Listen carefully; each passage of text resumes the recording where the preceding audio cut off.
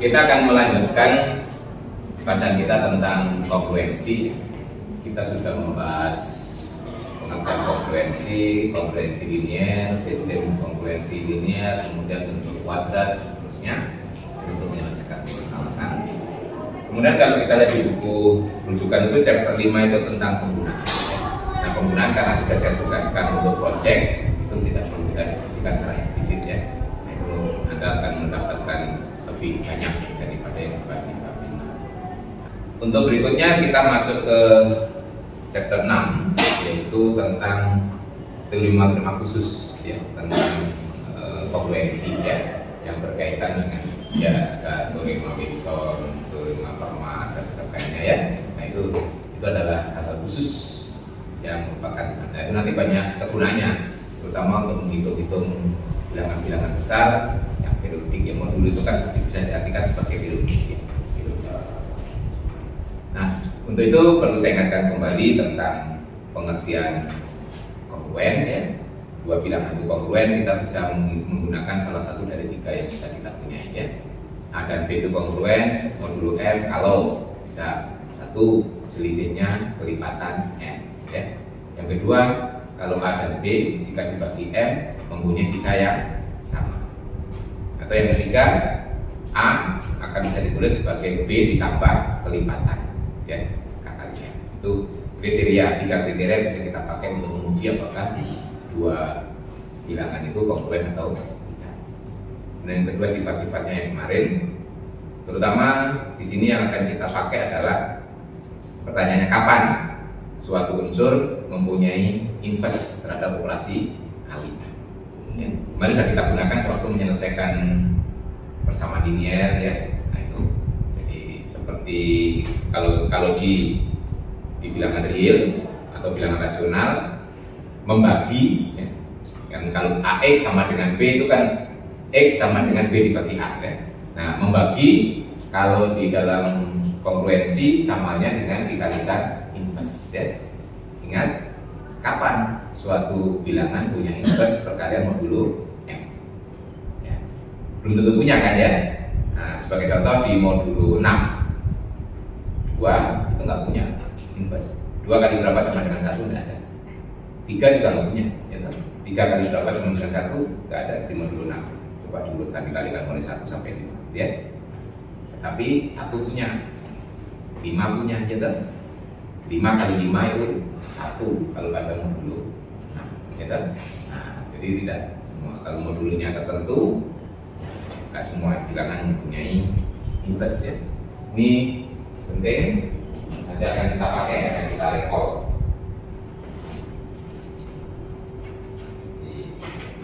Ini ya.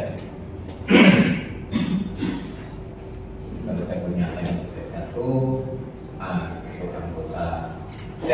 Nah, pertanyaannya kapan ada B anggota Z sehingga A kali B kongruen dengan 1 mod. Nah, ini kan berarti B inverse dari A kan ya.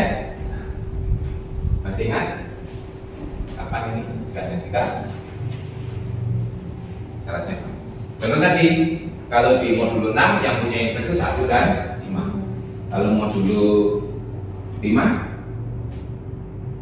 1, 2, 3, 4 ya. Kalau di modulo 7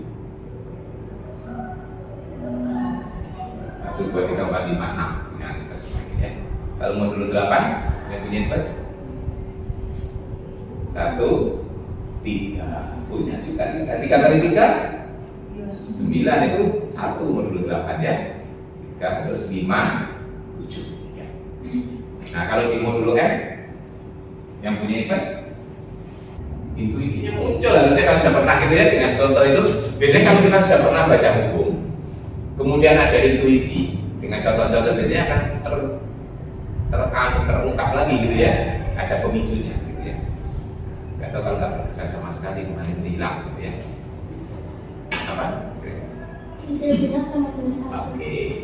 Isi A dan M 1 atau A relatif 5 dengan 1 ya. Coba lihat cek tadi ya, semuanya relatif. Ini jika A dan M relatif 5. Contohnya di 6 modulo 6 yang relatif 5 Dengan 6 ada cuma 1 dan 5. Kalau di 5 selain 0 semua relatif 5 ya, dengan 5 1 2 3 4. Nah, kalau kita punya modulonya prima, selain 0 pasti relatif prima dengan prima ya. Nah, makanya kalau di modulo P-nya prima itu 1, 2, 3 sampai P-1 semuanya punya inverse ya. Jadi kalau kita punya P prima, jadi asalkan P itu tidak membagi A ya kan? Kalau P tidak membagi A kan berarti A dan P pasti relatif prima. Ini akibatnya kan P dan A pasti relatif prima. Akhirnya A ini punya inverse ya. Akibatnya terdapat P di Z sehingga A kali P kongruen dengan 1 mod P ya.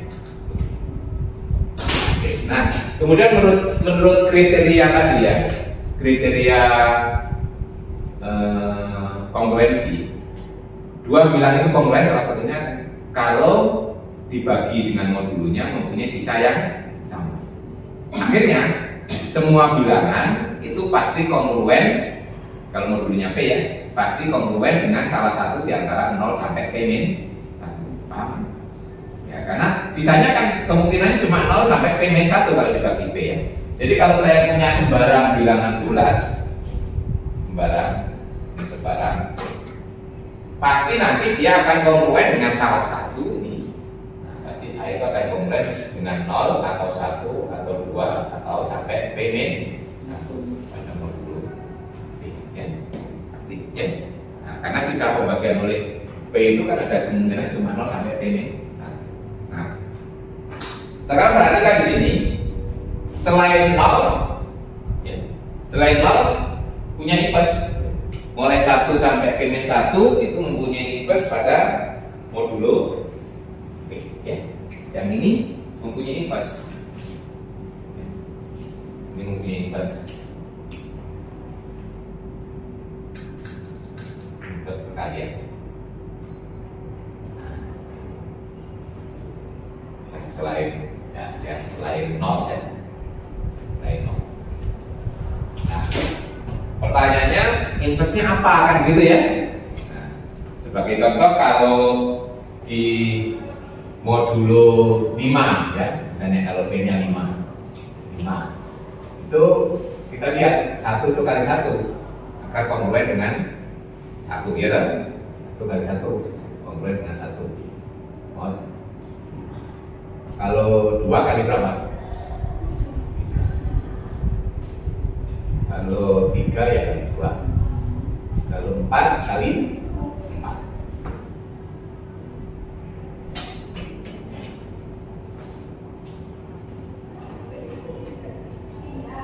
Nah, kalau P-nya 7 sekarang ya. 1 kali 1 ya. Kalau 2 kali 4 ya, angka 1. Kalau 3 kali 5. Kalau 4 kali 2 ya, kali. Kalau 5 kali 3.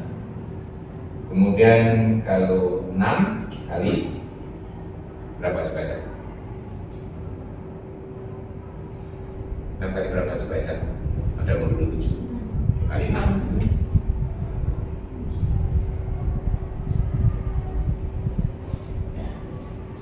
Di sini coba yang menarik adalah di sini. Ya.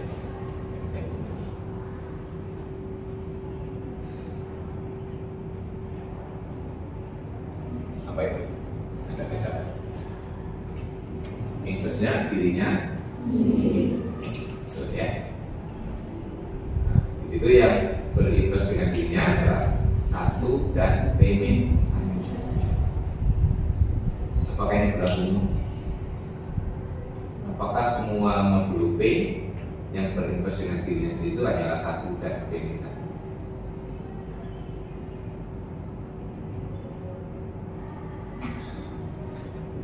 Ini kan baru dugaan ya dan contoh ya. Nah, ya Ya, kalau ingin membuktikan, ya dibuktikan kalau ingin tahu secara umum ya. Jadi kalau kita punya X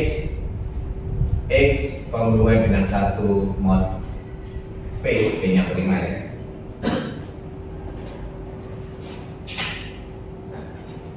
Berarti di sini kita punya X kurangi 1 kongruen dengan 0 mod P. Berarti X min 1. Dua faktornya kemana ya? X min 1, X tambah 1 kongruen dengan 0 mod P. Nah, karena ini modulo P itu prima, semua unsur selain 0 pasti punya inverse. Akibatnya berlaku hukum konstelasi. Berlaku hukum konstelasi itu sama halnya mengatakan 0 tidak 0 kali tidak 0 pasti tidak 0, betul ya? Nah, kalau modulonya P tidak 0 kali tidak 0 pasti tidak 0. Itu akibat semua unsur selain 0 punya inverse. Tapi kalau modulonya bukan prima, tidak 0 kali tidak 0 bisa 0. Contohnya di modulo 6. Modulo 6 itu 2 tidak 0, 3 tidak 0. Tapi kalau dikalikan ya. Tapi kalau di prima, nah akibatnya ini sama sewaktu kita menyelesaikan bentuk kuadrat kemarin ya. Kenapa soal-soal bentuk kuadrat banyak yang dipakainya dalam modulo prima ya, karena ada jaminan bahwa tidak 0 kali tidak 0 pasti tidak 0. Akibatnya seperti pefaktoran yang kita kemarin di SMP itu berlaku ya. Jadi akibatnya kita punya X kurangi 1 kongruen dengan 0 mod P, atau kita punya X tambah 1 kongruen dengan 0 mod P ya.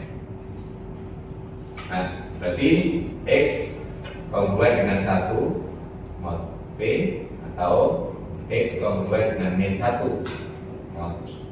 Nah, min 1 itu kan juga kongruen dengan P min 1 dalam modulo P ya.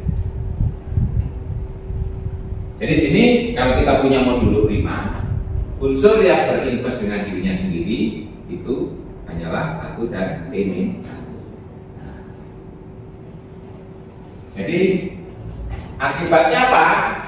Kalau kita kalikan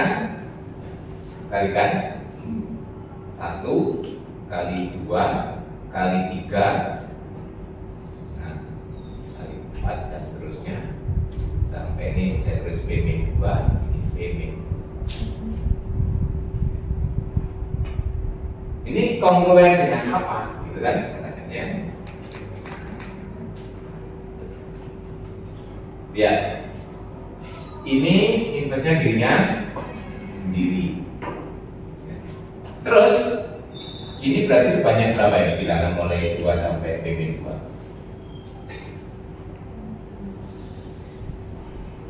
Sebanyak P min 3 ya. Mulai 2 sampai P min 2 itu berapa? P min 3 bilangan toh? P min 3 itu genap toh? Kalau primanya ganjil ya. Prima selain 2 kan ganjil ya. Nah, ini berpasang-pasangan, betul? Inverse-nya. Karena yang ini inverse-nya mesti orang lain. Paham? Karena yang berinverse dengan dirinya sendiri cuma 1 dan P min 1. Selain itu berarti inverse-nya adalah orang lain. Nah, walaupun tidak berurutan, tapi nanti bisa diurutkan, dipasang-pasangkan sehingga hasilnya 1 kali dikalikan, betul? Contohnya kalau di modulo 7 saja, jadi ya modulo 7 itu. Kalau saya tulis, kalau di modulo 7 ini 1 kali 2 kali 3 kali 4 kali 5 kali 6. Kebetulan ini 2 dengan 4 inverse kan ya, 3 dengan 5. Jadi yang ini hasilnya 1, betul? Kalau pada modulo 7. Jadi ini akan kongruen dengan 1 kali yang ini hasilnya 1, terus kemudian yang belakang 6 warna 7, atau kongruen dengan 6.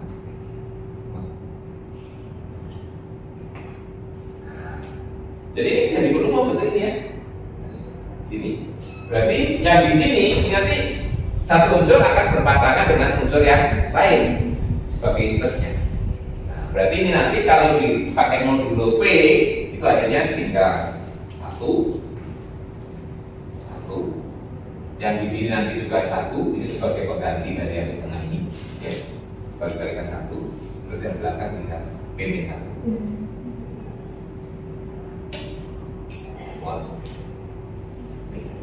Nah, ini berarti P-1. Nah, kalau saya dikurungkan dengan 1 ya. Nah, P-1 itu kongruen dengan min 1.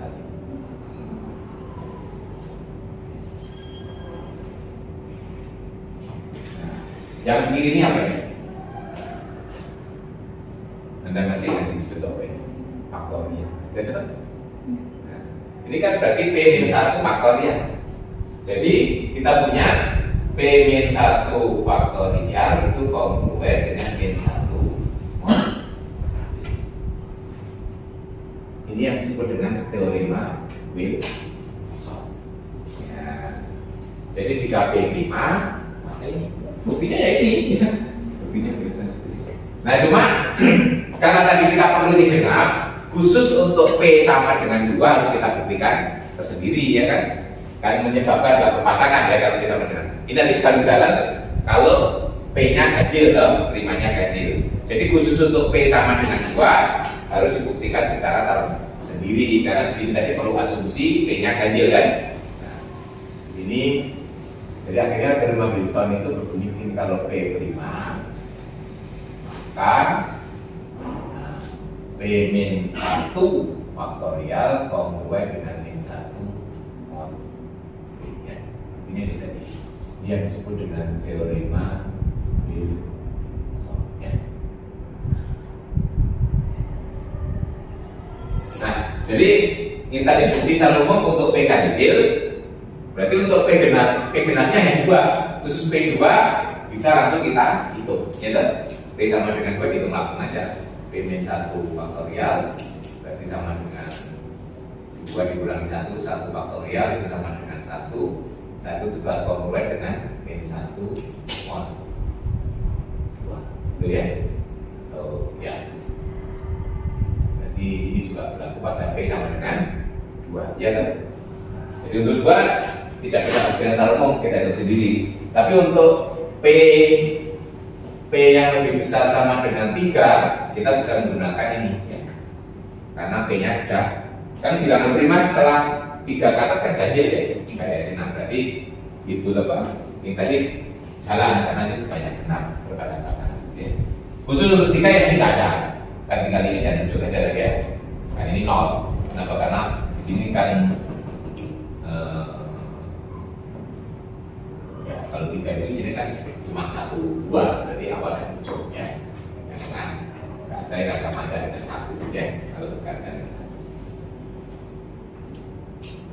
Jadi kalau B sama dengan 3 buktinya sudah diikuti ya. Jadi ini kelas. Nah, soal-soal yang bisa diserahkan dengan teorema Wilson kan banyak. Nah, di soal-soal yang pertama itu akan mudah. Ya. Contohnya ya, soalnya nomor 3 itu. What is the remainder when 16 factorial is divided by 19 ya. Jadi kalau 16 faktorial itu dibagi 19, berapa sisanya? Nah, itu kalau Anda nggak tahu teoremanya tulisan gitu ya, Anda hitung dulu 16 faktorial hasilnya berapa, nah, baru dibagi 19, sisanya berapa gitu ya. Nah, sekarang petunjuknya coba gunakan teorema Wilson, bisa nggak? Ya. Ada yang sudah berhasil mencari sisanya? Oke.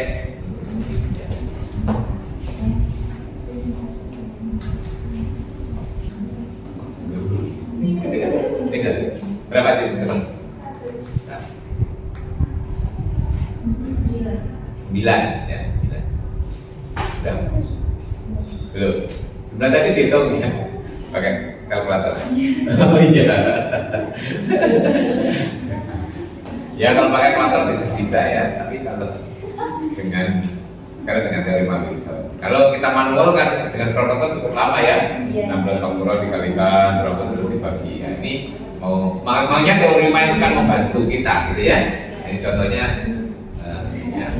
Nah, sekarang kalau menurut teorema Wilson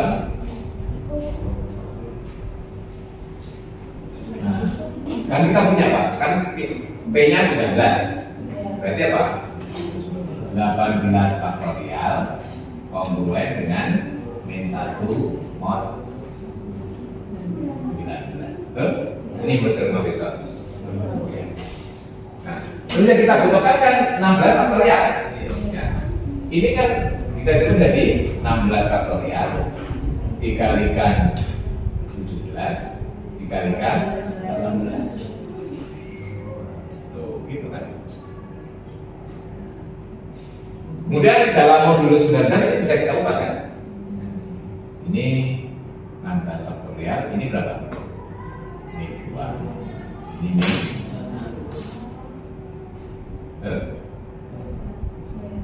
ya. Itu kemudian modul itu kita bisa memperkecil saja penghitungan ya. Terus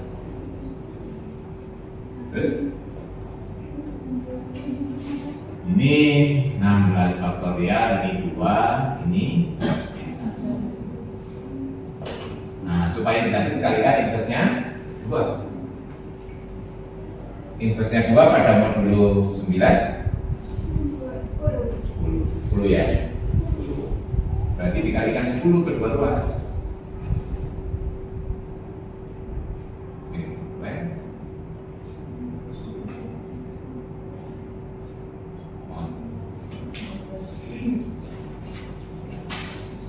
Berarti ini 1 kan? 16 faktorial kongruen ini 9.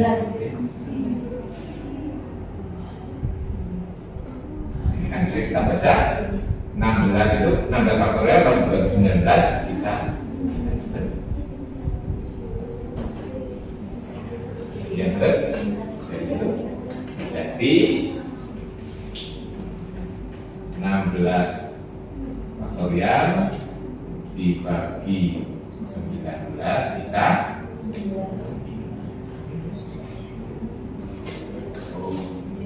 Ini ya, jadi ini kegunaannya teori mah ya. Jadi ini kalau ngitung pakai kalkulator ya lumayan, apalagi kalau manual ya. Dengan teori mah biasa. Nah, ditanya, kamu akan kesini lagi berapa hari lagi? 6 faktorial hari lagi gitu ya. Orang matematik kan ya. Berarti nanti tahu setelah rumahnya hari apa dia akan datang gitu kan ya? Dengan gunakan teori ya. Bahasa-bahasa orang matematika mesti saya akan datang 6 faktorial hari lagi.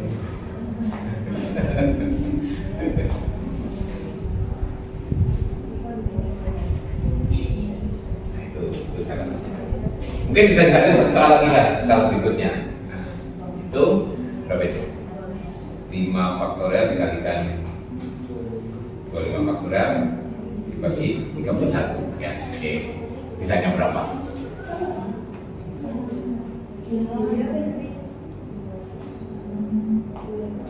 Nah, soal berikutnya kan 5 faktorial dikalikan 25 faktorial dibagi 31 sisa berapa?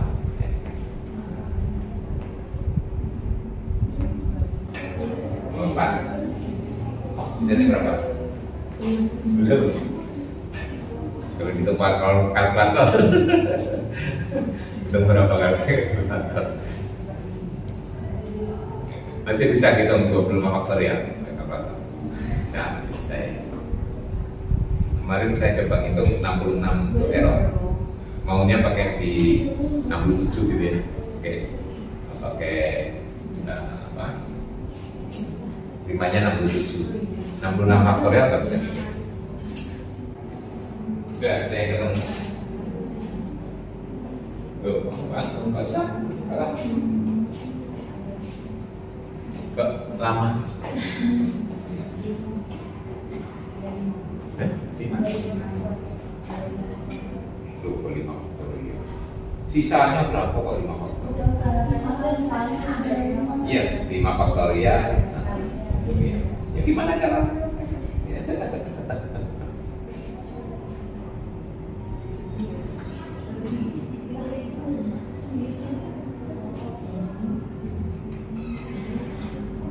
Faktorial bisa diubah menjadi kongruen berapa modulo 31 karena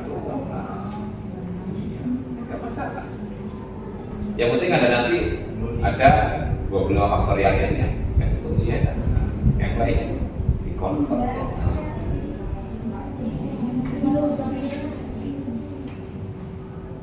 Jangan dihitung 5 faktorial dulu berapa gitu ya, kan bisa dicicil.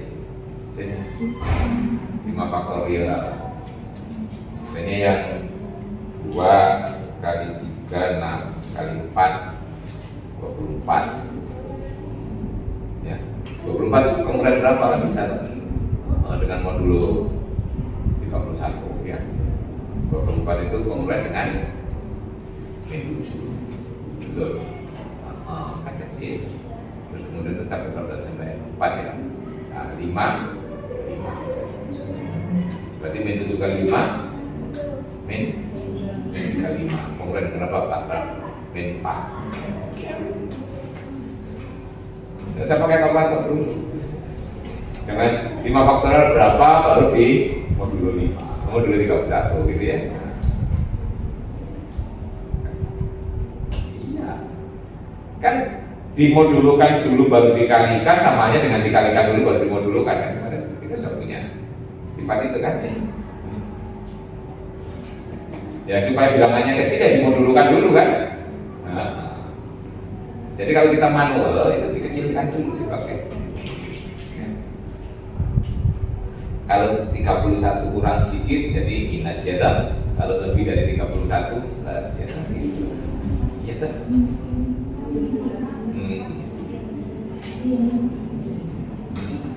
Kalau 24 ya min 7. Ya. Iya.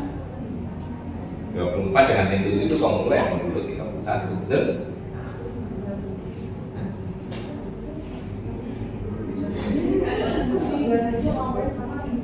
Iya. Iya.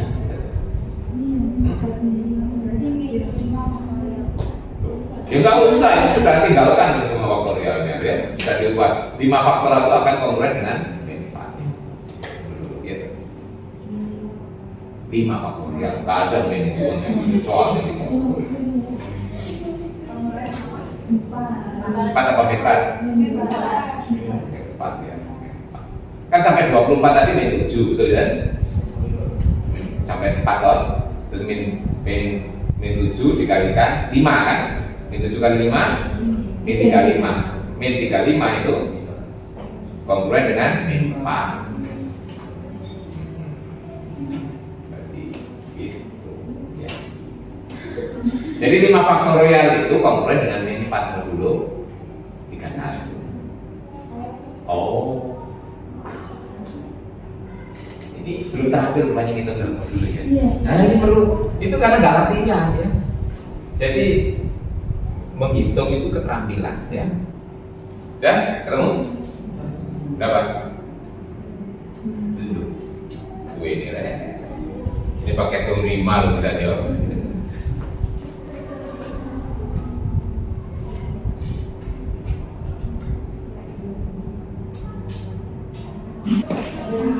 Hah? Geser lagi. Satu ya itu ya. Satu. Sisanya 1 ya.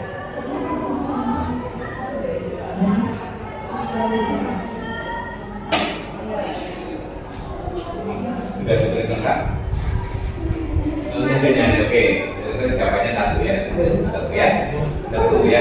Yang jelas sudah ada yang menemukan ya. Nanti bisa dikonfirm. Oke. Nah, saya lanjutkan. Di matematik itu kalau ada teorema, salah satu yang kita concern itu adalah melihat apakah sebalik dari teorema itu benar atau tidak ya. Itu adalah converse ya. Jadi kalau teoremanya itu bunyi P maka Q. Jika P prima maka itu ya. Nah, converse itu kita ngerti. Gak semua teorema berlaku bolak-balik ya. Contohnya teorema absurd. Masih ingat ya? Teorema absurd apa itu? Tentang GCD ya toh. Kalau jika D itu GCD dari A dan B, maka D dapat dinyatakan sebagai kombinasi linear dari A dan B. Tapi sebaliknya nggak berlaku. Kalau kita punya bilangan D kombinasi linear dari A dan B, belum tentu D itu adalah GCD, itu ya. Nah, itu Berarti teorema Poisson itu hanya berlaku satu. Sekarang kita lihat Wilson sebaliknya. Jadi kalau bilangan prima itu ada bilangan besar satu. Kalau saya punya bilangan n, jadi misalnya saya punya n itu lebih dari satu. Kemudian berlaku ini P-1 faktorial itu kongruen dengan -1 mod P, ya. Pertanyaannya apakah P, ya, dan ya, kan berarti konvers dari teorema Poisson. Kalau kita bertanya seperti ini, sekali lagi, kalau kita mau menyalakan berarti harus ada counter example ya. Jadi misalnya kita punya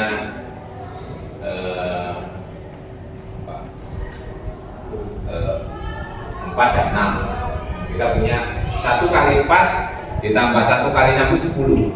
Nah itu kan 10 itu kombinasi linear dari 4 dan 6. Tapi 10 bukan GCD gitu kan ya. Berarti itu counter example kalau teorema Poisson. Sekarang ini bisa nggak Anda mencari yang memenuhi ini tapi nggak memenuhi ini kan kalau kita buat counter example ya? Ada nggak? Gitu ya. Coba aja kalau yang bukan prima mulai ini bilang 4 ya. 4 kalau ada masukan yang di kiri 4 itu 3 faktorial. 3 faktorial berarti 6. 6 itu kalau dalam modul 4 kongruen dengan 2 atau -2, betul ya? Nah, bukan counter example ya. Sekarang kalau yang bukan prima lagi 6 faktorial. No, sorry, 5 faktorial dari P, n-1 dong. Ini modul 2. Ini n, sorry. Kan belum ditanyakan. Ini kok. Sorry. Sini n masuk n ya. Maka ini ya. Sekarang n-nya 6.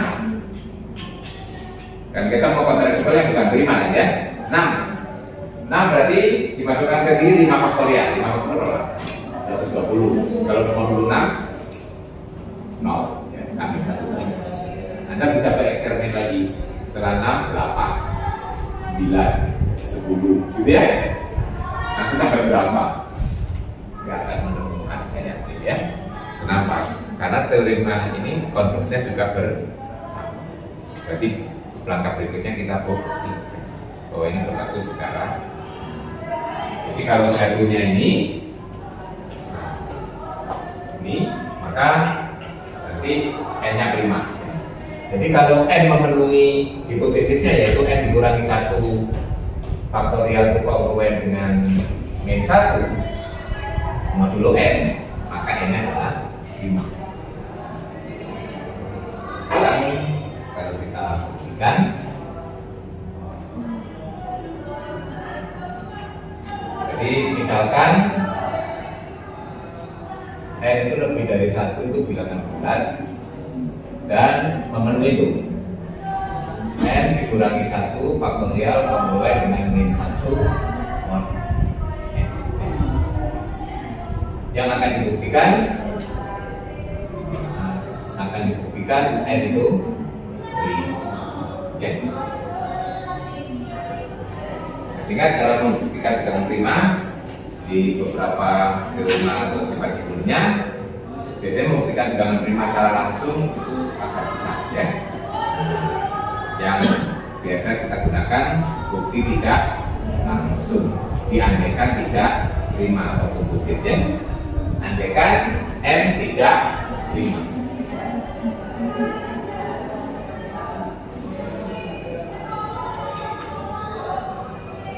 Nah, kalau n tidak prima, berarti n itu kan punya faktor positif selain 1 dan n, betul ya? Berarti artinya n ini bisa ditulis, kita tulis n itu sama dengan a kali b dengan catatan a-nya itu di antara 1 dan n, b-nya juga 1 dan n ya. 1, a, n, dan demikian. Ya, kalau tidak prima pasti bisa dinyatakan sebagai hasil kali dari 2 bilangan ya di antara 1 dan. Oke, dari sini Nah, karena A itu terletak di sini, berarti A itu mesti nilainya mulai 2 sampai N-1, betul ya? Jadi di sini karena kita punya ini, maka kemungkinannya A itu adalah anggota dari himpunan 2, 3, N-1, betul ya? Berarti sekarang perhatikan, kalau kita punya faktorial bilangan ini, jadi kalau ini yaitu N-1 faktorial, itu kan perkalian dari 1 sampai N-1. Padahal A salah satu di antara ini kan. Berarti A akan membagi ini. Nah, jadi A akan membagi. Ya. Nah, itu fakta pertama. Fakta kedua kita lihat dari sini. Nah, N-1 faktorial kongruen dengan N1 modulo N. Berarti selisih N-1 faktorial dan N1 itu merupakan kelipatan N. Ya, seperti itu. Nah, kita pakai N itu. Karena N-1 faktorial itu kongruen dengan N1 mod N. Maka, nah, ini dikurangi ini berarti terbagi oleh N, gitu. Berarti N membagi N-1 faktorial ditambah. Nah, sekarang dari ini kan A itu faktor dari N, gitu ya. Kemudian ini N membagi ini, kesimpulannya apa? Transitif. A membagi N membagi ini, berarti A membagi ini. Ya. Karena A membagi N dan N membagi N1 faktorial tambah 1, maka A membagi N1 faktorial tambah 1. Paham ya? Itu sifat transitif. Nah, sekarang berarti A membagi dua bilangan kan?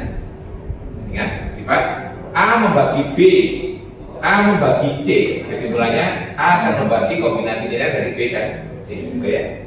Nah, jadi dari sini A itu akan membagi kombinasi linear ini dan ini. Jadi karena lagi A membagi N-1 faktorial dan A itu membagi N-1 faktorial tambah 1, maka A itu akan membagi. Nah, ini saya kalikan N1, ini saya kalikan 1, betul ya?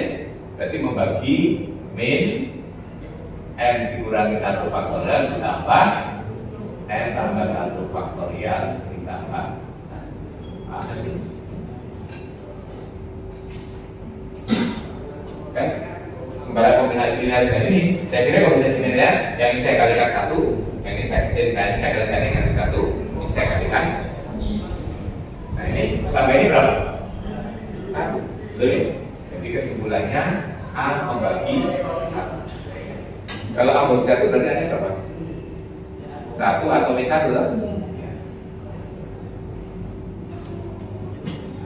Kontradiksi dengan A lebih dari 1. Ini kontradiksi dengan A lebih dari. Dengan demikian pengandaian, jadi yang betul N-nya 5, ya.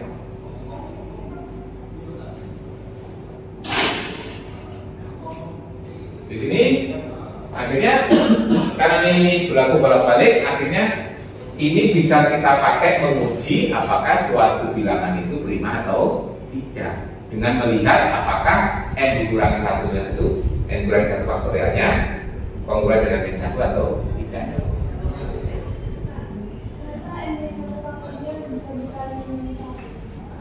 Sifat ini ya. Kalau A membagi B, A membagi C, ya.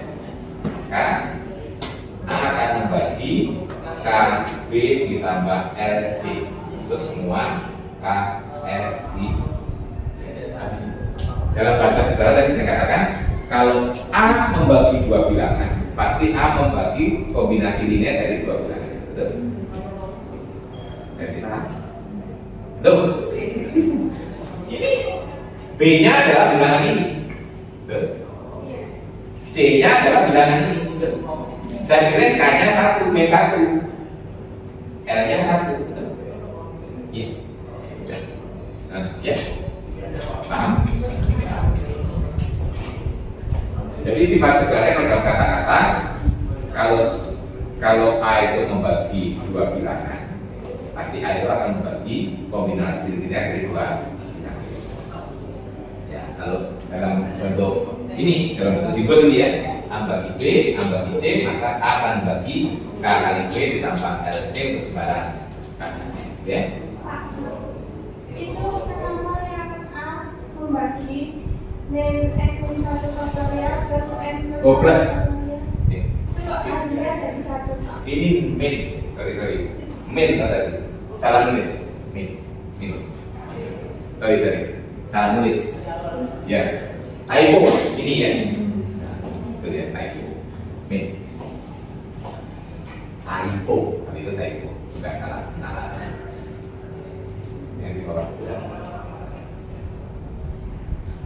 Sip, terima kasih. Ada lagi? Nah, dari sini nanti akhirnya bisa kita pakai ini kriteria untuk menguji suatu bilangan prima atau tidak ya. Contohnya 6 tadi ya. 6 dikurangi 1 faktorial 120. Nah, dalam modul 6 dia kongruen dengan 0, ya kan? Kan tidak min 1 berarti 6 bukan 5. Tapi coba 5 gitu. Nah, 5 dikurangi 1 faktorial 4 faktorial. Dalam modul 5 min 1. Ya. 5 4 faktorial, kalau 5 4 faktorial, sorry. 5 itu berarti 4 faktorial, kalau 6 5 faktorial ya. Nah, itu. Kalau 6 prima atau tidak, kita cek 5 faktorial itu 120, itu kongruen dengan 0 modulo 6. Kan tidak min 1, berarti 6 bukan 5. Tapi kalau 5 coba ya. 5 dikurangi 1 4 faktorial 24 dalam modulo 5 min 1. Berarti 5 itu 5. Jadi sifat itu kalau dalam bolak-balik ya, jika itu bisa dipakai sebagai kriteria ya, untuk menguji. Nah, kriteria misalnya akhirnya benar. Nah, teorema kedua yang populer berkaitan kongruensi adalah teorema kecil Fermat little theorem ya. Teorema kecil Fermat ini apa? Kalau saya punya P itu prima, kemudian A itu bilangan bulat yang tidak terbagi oleh P, maka kita punya A pangkat P-1 kongruen dengan 1 P, ya. Jadi kalau saya punya P itu prima, A itu bulat, sekarang, tapi P tidak membagi A. Apa makna P tidak membagi A itu? Berarti A itu tidak kongruen dengan 0 modulo itu ya. Ini punya inverse gitu ya, hasilnya itu ya. Di situ teorema inverse gitu ya. Jadi P tidak membagi A itu berarti A tidak kongruen dengan 0 ya, modulo P.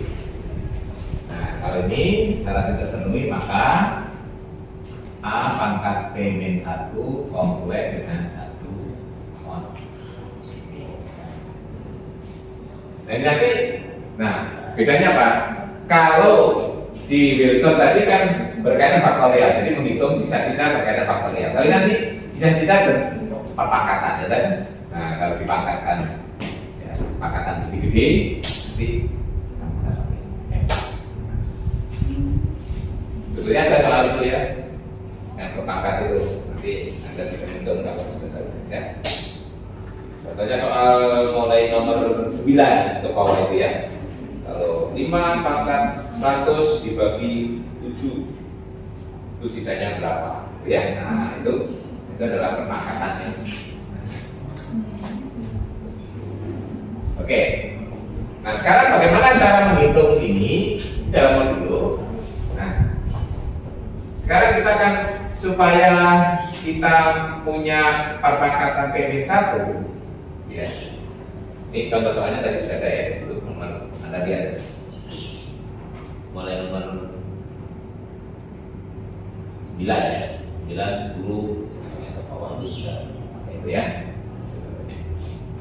Sekarang kita buktikan dulu. Nah, sekarang perhatikan bilangan ini ya. Kalau saya kalikan, perhatikan perkalian ini. Kalian A, 2A, 3A, dan seterusnya sampai B-1A ya. Ini kalau dikalikan sama dengan berapa ini? Ini yang depan 1 kali 2 kali 3 kali berarti B-1 faktorial. Kemudian ini A sebanyak B-1 berarti A pangkat B-. Ya.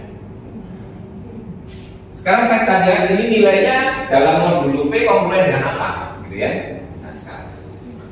Nah, untuk menghitung ini, kita akan melihat apakah di antara bilangan yang ada di sini, yaitu A, 2A, 3A sampai P-1A itu ada yang kongruen atau tidak? Kalau ada yang kongruen, nah nanti itu bisa berbahaya perkara ini. Tapi kalau tidak ada yang kongruen, ini nanti bisa digantikan dengan perkalian 1, 2, 3 sampai P-1. Ingat apa? Residu lengkap. Ini adalah bentuk residu lengkap meninggalkan 0 saja kan? Ya, betul ya? Jadi kalau tidak ada yang kongruen berarti kita punya sebanyak P-1 bilangan ya. Tapi kalau tidak ada yang kongruen berarti dia residu. Nah, berarti kita tunjukkan bahwa ini tidak ada yang sama. Andaikan ada yang sama. Andaikan A, ini ganti I-nya satu depan, I kali A kongruen dengan J kali A mod P untuk I tidak sama dengan J ya, betul ya. Jadi kalau ada ya, andaikan ada apa nanti konversinya. Nah, ini artinya apa? Artinya P itu membagi IA dikurangi JA, betul? Karena kongruen. Saya tulis langsung ini ya. I min J A, betul?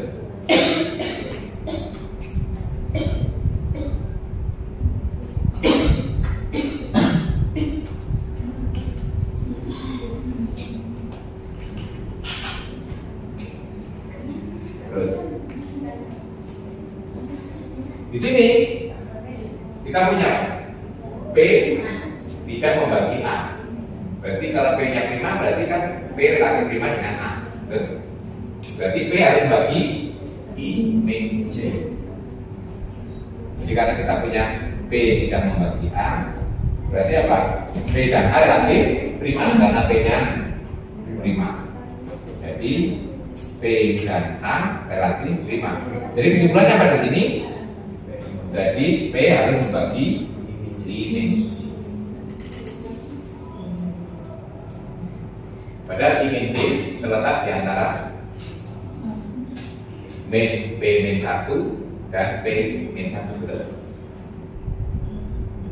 Kan IJ-nya kan mulai 1 sampai P-1. Nah, berarti kalau dikurangi ya terletaknya di antara P-1 sampai P-1. Jadi kemungkinannya adalah I harus sama dengan J. Ya, otomatis. Jadi lihat bahwa I min J pasti terletak di sini. P-1 sampai P-1, betul? Karena I dan J-nya kan terletak mulai 1 sampai P-1. Nah, berarti di sini kesimpulannya karena P membagi ini, berarti I min J harus sama dengan 0 ya. I min J harus sama dengan 0. Satunya ya. Ya, kontradiksi dengan I tidak sama dengan J. Atau bisa juga kalau ini sama dengan kongruen akan berakibat I sama dengan J. Berarti artinya apa? Di sini tidak ada yang kongruen, ya. Nah, dengan demikian apa? Ini bisa digantikan sebagai perkalian kalau modulo P ya, perkalian dari 1, 2, 3 sampai P-1 kongruen ya. Jadi akibat itu berarti ini karena tidak ada yang kongruen,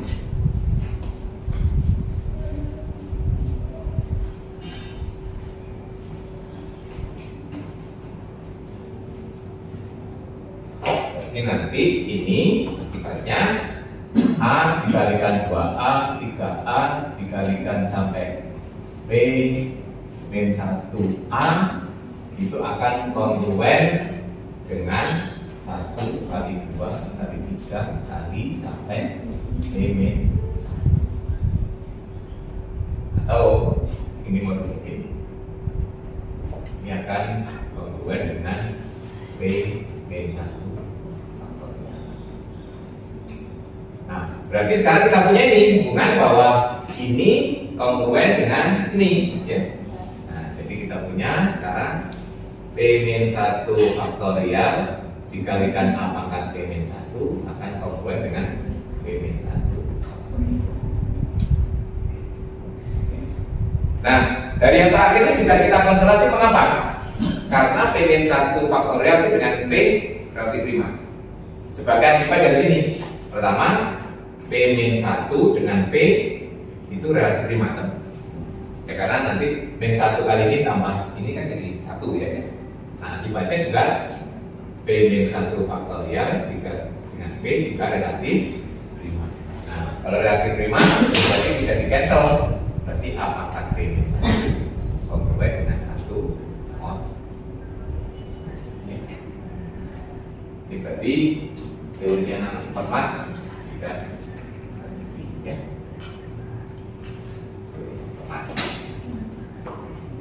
Nah, salah satu contoh penggunaan teori format yaitu soal nomor buku ya. Soal nomor 9 ya. Itu pangkatan ya. 5 pangkat 100 dibagi 7 sisa berapa? Kalau dihitung boleh 5 pangkat 100 dulu berapa, terus dibagi 7 sisa berapa, gitu ya. Nah, kalau gunakan teorinya Fermat, berarti 5 pangkat berapa? 6 ya kan? Kongruen 1 mod 7. Nah, sekarang 5 pangkat 100 kita ubah 100 itu merupakan kelipatan 6 ditambah berapa? Betul ya? Nah, 100 itu coba lihat ya. 100 itu akan sama dengan 6 kali berapa ditambah berapa? Berapa? Atau 5 bagian kali 16 4. Nah, yang berlima. Berarti nanti 5 pangkat 100 itu kan akan sama dengan 5 pangkat 6 kalikan 16 tambah 4. Berarti akan sama dengan 5 pangkat 6. Belum masih sama dengan kok belum kongruen gitu kan. Pangkat 6 pangkat 6 dikalikan 5 pangkat 4 baru sekarang kongruen-nya gitu ya. Ini berarti 1 pangkat 6 pangkat 16 kalikan 5 pangkat 5 itu kalau 7 berarti min 2 ya gitu ya. Berarti akan kongruen berapa ini? 16 ya, 16 mod 7, 16 itu berapa mod 7? Nah, berarti sisanya berarti 5 pangkat 100 kalau dibagi 7 sisa. Jadi kesimpulannya jadi 5 pangkat 100 dibagi 7 bisa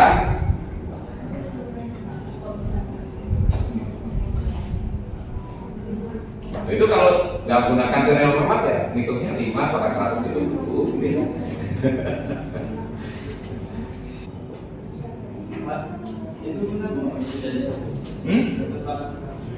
Apa?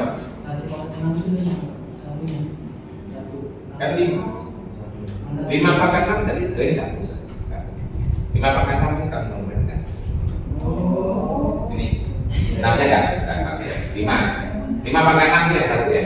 Pakai format. Ini tadi pakai format kan? A pangkat P yang 1 kongruen dengan 1 mod P ya. Tadi kita tulis ya.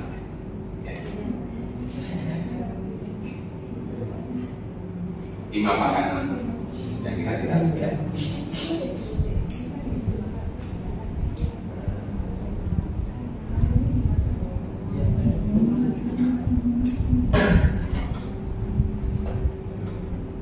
Ada pertanyaan lagi? Nah, kalau Wilson tadi kan apa? Konversinya berlaku ya. Kalau format tak berlaku. Ini orang sering dulu sudah pernah terjebak seolah-olah ini sebaliknya berlaku. Orang sudah mengisi. Nanti kalau di 6.2 nanti kita diskusikan rekan depan ya. Itu orang sudah melakukan percobaan itu beberapa bilangan itu memenuhi di awal-awal itu ya prima-prima yang kecil ya. Tapi ternyata prima yang besar itu bisa memenuhi gitu ya. Jadi ceritanya misalnya bereksperimen kalau Anda nanti baca di 6.2 sekitar 300-an gitu ya. Nah, ternyata nggak memenuhi gitu ya. Setelah gede nggak memenuhi. Makanya orang mengatakan itu nanti sebagai bilangan yang seolah-olah prima. Nah, seolah-olah prima ya, itu yang disebut pseudo prime. Ya. Jadi kalau memenuhi format ya, nah, jadi kalau nanti format itu ya memenuhi ini, sebaliknya kan nggak harus prima gitu ya. Yang memenuhi itu nanti kita sebut pseudo. Nah, tapi format ini ada juga yang menuliskan versi lain. Ini kalau dikalikan dengan A, di kiri kan menjadi A pangkat P, yang di kanan juga A. Ya. Jadi format ini versi lainnya adalah A pangkat P kongruen dengan A modulo P. Nah, tapi kalau dalam A pangkat P kongruen dengan A modulo P itu syarat ini boleh dihapus. Ya. Kenapa? Karena pada 0 pun juga pada yang P membagi A juga berlaku. Kalau P membagi A kan kongruen dengan 0 kan ya. 0 juga memenuhi kan? 0 pangkat P kongruen dengan 0 ya. Nah, jadi teori format itu kalau kita tulis dengan versi kedua ya, versi kedua itu syarat ini bisa dihapus. Jadi kenapa kalau bisa dihapus ya? Jadi kalau versi kedua begini cuma syaratnya cuma P5 A bulat langsung ini A pangkat P kongruen dengan A. Ya. Nah, ini sama apa? Kita jadikan dua kasus. Kasus pertama, kalau P tidak membagi A. Kalau P tidak membagi A berarti kita ini buktinya sama dengan bukti teorema format aslinya. Kenapa? Karena kalau P tidak sama dengan P tidak bagi A kan ini A punya inverse. Berarti ini kalau dikalikan inverse-nya A kan A pangkat P min 1 kongruen dengan 1. Akhirnya kita boleh ini aja. Jadi kali ini berarti nanti akan diboleh A pangkat P min 1 kongruen dengan 1 mod P. Ya. Berarti buktinya menggunakan bukti teorema yang tadi kan ya. Tetapi kalau kasus kedua P membagi A, kalau P membagi A berarti A itu kongruen dengan 0 mod P, gitu ya. Kalau P membagi A. Nah, akibatnya ya kita bisa hitung. Berarti A pangkat P berarti kongruen dengan 0 pangkat P kongruen dengan 0. 0 itu juga A, gitu ya. Jadi khusus untuk 0 langsung dihitung langsung aja ya untuk air kompleks. Jadi akhirnya kalau versi yang ini, pemakaian versi ini tidak perlu syarat ini ya. Jadi karena akan berlaku untuk sembarang bilangan. Jadi 0 pun berlaku. Tapi membuktikannya 0 dihitung langsung, tidak digunakan pembuktian dari mana. Ya. Ini bermakna. Nah, biasanya dipakai untuk mendefinisikan pseudo itu yang ini ya. Jadi kalau apakah N kongruen dengan A modulo N? Jadi kan belum tentu N-nya prima ya. Nah, tapi nanti ada beberapa bilangan itu yang ternyata juga prima ya. Nah, itu kita sebut bilangan yang memenuhi ini nanti kita sebut pseudo prime ya. Nanti akan kita diskusikan pada pertemuan berikutnya itu ya. Nah, dasarnya. Jadi ada pseudo itu apa? Dalam bahasa Indonesia sering disebut semu ya. Nah, seolah-olah gitu ya. Nah, seolah-olah prima gitu ya. Orang menduga, mula-mula diduga prima, ternyata tidak gitu loh ya, tidak semuanya gitu ya. Sama dengan Anda kalau mengerjakan tes. Nah, itu namanya pseudo benar. Anda kan seolah-olah yakin benar, tapi setelah dikoreksi ternyata salah. Jadi seolah-olah benar gitu ya. Nah, itu namanya pseudo. Nanti ini juga begitu. Orang itu seolah-olah prima ya awalnya, karena orang dulu penelitiannya awal-awalnya ketemunya di prima, tapi setelah gede ternyata bukan prima. Jadi bilangannya seperti itu seolah-olah prima. Tapi memang konteks yang tidak berlaku ya. Ternyata ada banyak bilangan prima, bilangan tidak prima yang memenuhi itu, gitu ya. Oke. Nanti sebagai modal kita untuk diskusi pekan depan. Masih ada waktu sedikit, kalau Anda mau mencoba soal berikutnya tadi boleh. Nah, yang tadi satu. Ya, coba mau tulis coba. Yang kalau 6 pangkat 2000 ya. Itu beda. 6 pangkat 2000. Nah, jadi sini tanda tahu kegunaannya ya. Kalau Wilson itu untuk faktorial, ya. Nah kalau yang Fermat untuk pangkat-pangkat ya. Nanti kelihatan nanti kalau pilihnya harus gitu ya. Jadi kalau yang dicari ya apa saja.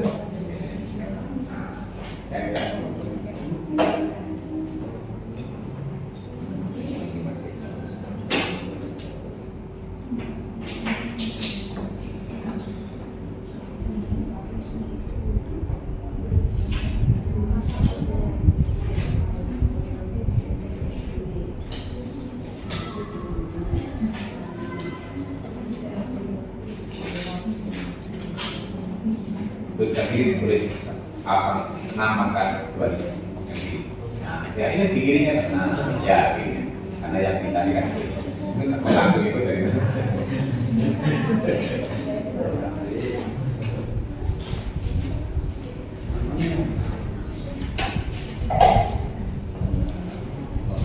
Kalau yang pernah lebih lancar bandingannya, manipulasinya lebih mudah. Kali dong, pangkatnya ditambah berarti kan kali ya. Itu kan 11. Mudah 11. 11. Nah, jadi kok kan soal kecil. Modnya 11.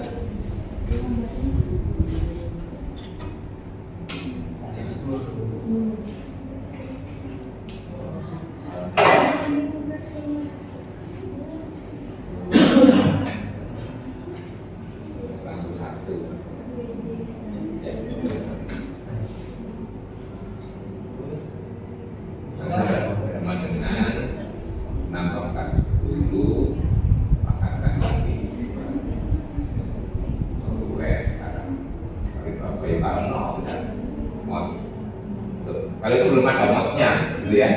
Baru setelah kongruen baru ada modnya. Kalau itu masih sama dengan ini ya. Nah, kongruen baru 1 pangkat 100. Kongruen lagi belum selesai. Kongruen ada jadi. Kita tanyakan soal kembali betul. Jadi apa? Jadi 6 pangkal 1000 dibagi 11 sisa 1 gitu. Jadi kalau mengerjakan soal sampai tuntas ya, sampai menjawab soalnya ya. Kalau sampai kongruen 1 mau 11 itu belum selesai. Nah itu baru alat hitungnya ya kan.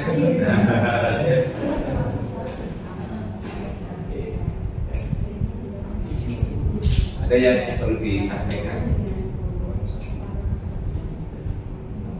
Oke, nanti untuk pekan depan kita akan membahas tentang apa itu pseudo prime ya, prima semu, seolah-olah prima.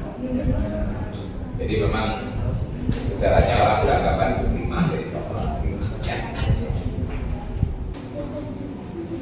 Oke, kalau memang tidak ada yang perlu disampaikan, nah, semoga masih tetap semangat ya.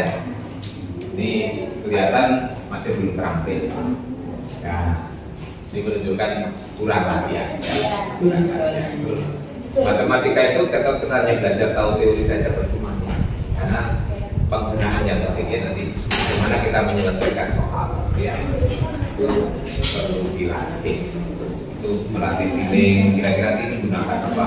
Kalau kita malah ada petunjuknya ya, ini gunakan apa? Kalau ini tadi, oh ini kan topiknya sedang ini, gitu ya, arahnya ke sini. Lalu tes kan kasih soal.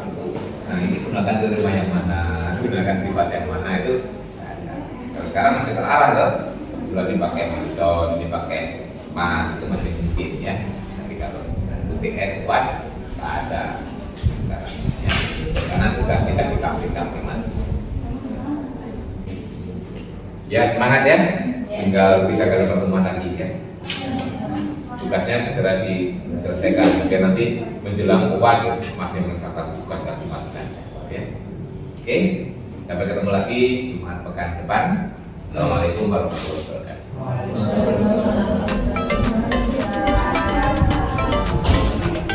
Yo semangat.